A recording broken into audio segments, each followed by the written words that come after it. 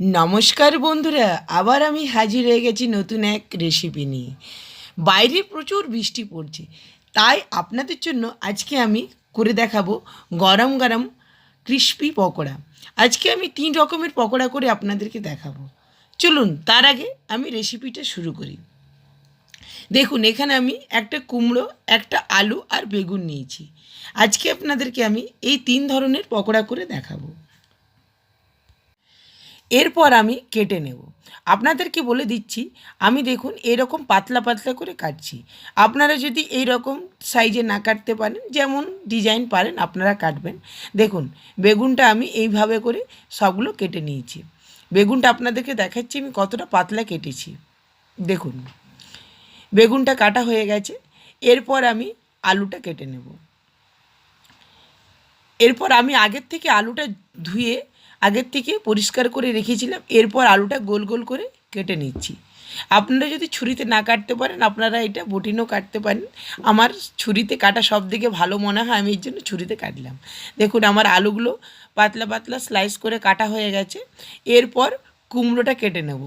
আপনারা দেখে বুঝতে পারবেন আমি কুমড়ো কাটতে খুব একটা অভ্যস্ত নয়। দেখুন, এরপর আমি আপনাদেরকে কুমড়োটা কেটে দেখাচ্ছি। আমি খুঁজে পাচ্ছি না কুমড়োটা কীভাবে কাটবো। আপনারা আপনাদের পছন্দ মতন কেটে নেবেন। আমি লম্বা আকারে কুমড়োটা কেটে নিলাম। এরপর ছোট ছোট পিস করে কেটে নেব। বলো বন্ধুরা, আপনারা দেখে ঘাবড়াবেন না, কারণ আমি সবজি কাটতে অভ্যস্ত নয়। সবজি আমার শাশুড়ি মাই কাটে। দেখুন, আমার কুমড়োটাও আমি এভাবে করে কেটে নিচ্ছি। আপনারা লম্বা বা ছোট যেমন সাইজের আপনারা পারবেন আপনারা কেটে নেবেন। দেখুন, আমার কুমড়োগুলো কাটা হয়ে গেছে। এরপর আমি একটা থালার মধ্যে সব সবজিগুলো রেখে নিচ্ছি। এরপর এখানে আমি সামান্য পরিমাণে নুন আর লঙ্কা গুঁড়ো দিয়ে দেবো। নুন দিলে কি হবে, সবজির থেকে জল ছাড়বে, আর নুন দেওয়ার কারণে সবজিগুলো একটু নরম হয়ে যাবে। সেই জন্য আপনারা যখন পকোড়া ফ্রাই করবেন এই রকম একটু নুন দিয়ে দেবেন। নুন দিলে কি হবে, ভিতরটা সিদ্ধও তাড়াতাড়ি হবে আর খেতেও খুব টেস্টি হয়। এই জন্য আমি যখন পকোড়া তৈরি করি একটু নুন আর একটু লঙ্কা গুঁড়ো দিয়ে দিই। দেখুন, এভাবে আমি সবজিগুলো মেখে রেখে দেবো 10 মিনিটের মতন। চলুন এরপর বেসনটা তৈরি করে নিই। এখানে আমি 1.5 বাটি বেসন,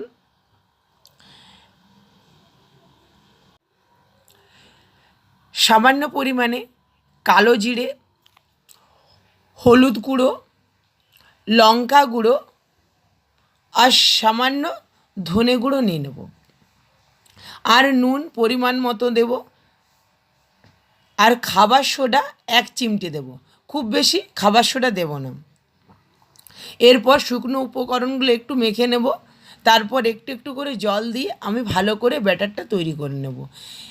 এই বেসনটা যখন আপনারা তৈরি করবেন একটু কাঁটা চামচ দিয়ে ভালো করে ফেটিয়ে নেবেন, তাহলে পকোড়াগুলো খুব সুন্দর ক্রিস্পি এবং খেতে খুব টেস্টি হবে। দেখুন, এভাবে আমি বেসনটা ভালো করে ফেটিয়ে নিচ্ছি। বেসনটা ফেটাতে একটু 5 মিনিট ধরে টাইম লাগবে, তাহলে কী হবে, পকোড়াগুলো খুব সুন্দর হবে। দেখুন, আমার বেসনটা এইভাবে ফেটানো হয়ে গেছে। এরপর আমি সামান্য পরিমাণে জল দিয়ে ব্যাটারটা পারফেক্ট তৈরি করে নেব। দেখুন, এইদিকে আমার বেগুন আর নুন যেগুলো সবজিগুলো কেটেছিলাম সেগুলো থেকে জল ছেড়ে এসেছে। এরপর আমি আগের থেকে কড়াইয়ের মধ্যে তেল বসিয়ে দিয়েছিলাম। এরপর একে একে পকোড়াগুলো ফ্রাই করে নেব। বন্ধুরা, আপনারা তো দেখেই বুঝতে পারছেন আমি আজকে বেগুন, আলু, কুমড়োর পকোড়া করছি। আপনাদের বাড়িতে যদি পটল থাকে এভাবে পটলেরও পকোড়া করতে পারেন বা পেঁয়াজেরও পকোড়া করতে পারেন। আজকে বৃষ্টির দিনে বাড়িতে আমার এই সবজিগুলো ছিল, আমি সেই জন্য আজকে এই সবজি দিয়ে পকোড়া করে দেখাচ্ছি। পকোড়া খেতে ভালোবাসে এমন কোনো লোক নেই, পকোড়া অনেকেই খেতে ভালোবাসে। আর বৃষ্টির দিনে পকোড়া হলে বিকেলটা একদম জমে যায়। দেখুন, আমি পকোড়াগুলো দেওয়ার সাথে সাথে কী সুন্দর পকোড়াগুলো ফুলে উঠেছে। এরপর আমি উল্টে পাল্টে আঁচটা সিম করে ভেজে নেব। বন্ধুরা, আমার রেসিপি যদি আপনাদের ভালো লাগে প্লিজ আমার চ্যানেলটাকে একটা লাইক আর আমার চ্যানেলটাকে সাবস্ক্রাইব করবেন।